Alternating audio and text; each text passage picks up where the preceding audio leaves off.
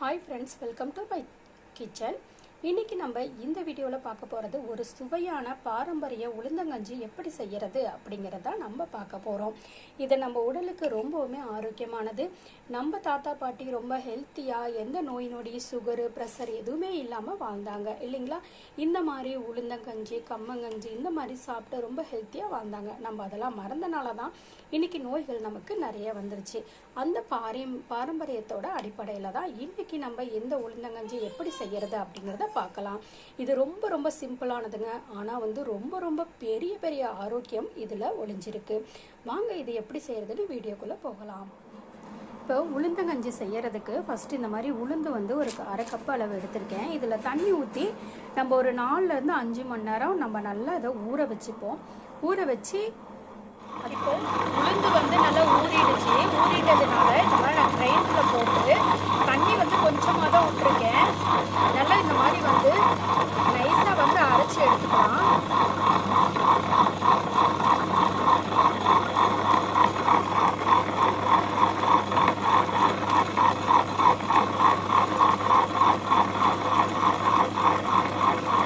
நல்லா நைஸாக அரையணும். ரொம்ப தண்ணி விடாதீங்க. தண்ணி அப்படியே விட்டாலும் ஒன்றும் ப்ராப்ளம் கிடையாது.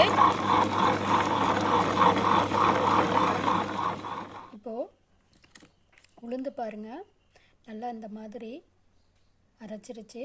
இப்போ நம்ம இதை ஒரு வேறு பாத்திரத்தில் மாற்றிக்கலாம். இப்போது நான் உளுந்தை ஒரு பாத்திரத்தில் வலிச்சு வச்சுட்டேன். இப்போது கஞ்சி செய்யறதுக்கு நான் ஒரு பாத்திரத்தில் கொஞ்சமாக ஒரு சொம்பு அளவு நான் தண்ணி சுடு பண்ணி வச்சுருக்கேன். சூடாயிட்டிருக்கு. இப்போது நான் வெல்லத்தை இந்த மாதிரி 1-2 பொடிச்சிருக்கேன். அதே மாதிரி ஏலக்காய் ஒரு 3-4 எடுத்து இந்த மாதிரி தட்டி வச்சுருக்கிறேன். நீங்கள் வெல்லத்துக்கு பதிலாக கருப்பட்டி சேர்த்துக்கலாம். முடிஞ்ச அளவுக்கு வெள்ளை சர்க்கரையை தவிர்த்திடுங்க. கருப்பட்டி போட்டு செஞ்சாலும் உடம்புக்கு ரொம்பவுமே நல்லது. நான் இன்றைக்கி வெல்லம் தான் எடுத்திருக்கேன். இப்போது தண்ணி நல்லா கொதிக்க ஆரம்பிச்சிருச்சு. இப்போ நான் இந்த உளுந்து நம்ம அரைச்சி வச்சுருக்கோம் இல்லைங்களா, அதை இதோட ஒன்றா சேர்த்துக்கலாம்.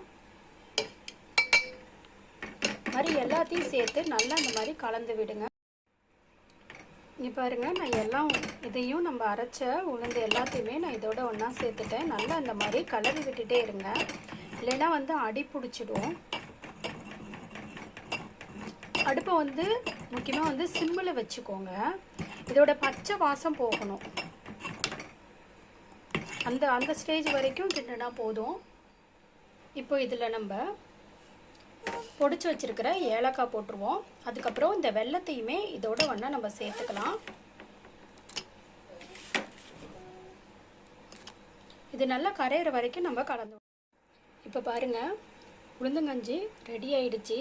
நான் ஸ்வீட்டு கம்மியாக தான் போட்டிருக்கேன்.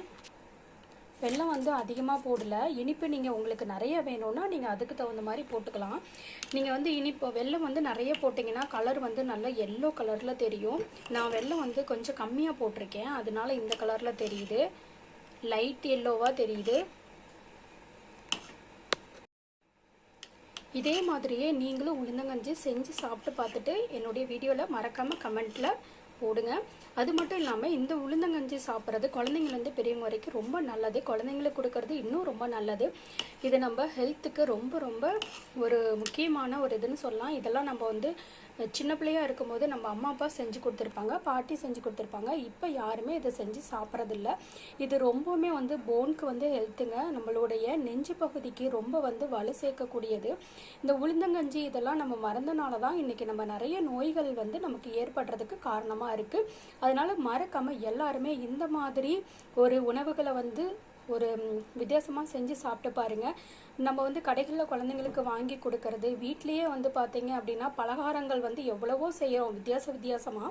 அதெல்லாம் விட இந்த மாதிரி பாரம்பரியமான உணவுகள் எல்லாமே குழந்தைங்களுக்கு செஞ்சு கொடுங்க. இது ஒரு வித்தியாசமான சுவையாகவும் இருக்கும். ரொம்ப குழந்தைங்க விரும்பியும் சாப்பிடுவாங்க. இந்த வீடியோ பிடிச்சிருந்துச்சுன்னா மறக்காமல் என்னுடைய சேனலை சப்ஸ்கிரைப் பண்ணிக்கோங்க, லைக் பண்ணிக்கோங்க. உங்கள் ஃப்ரெண்ட்ஸுங்களுக்கும் இந்த வீடியோவை ஷேர் பண்ணுங்கள்.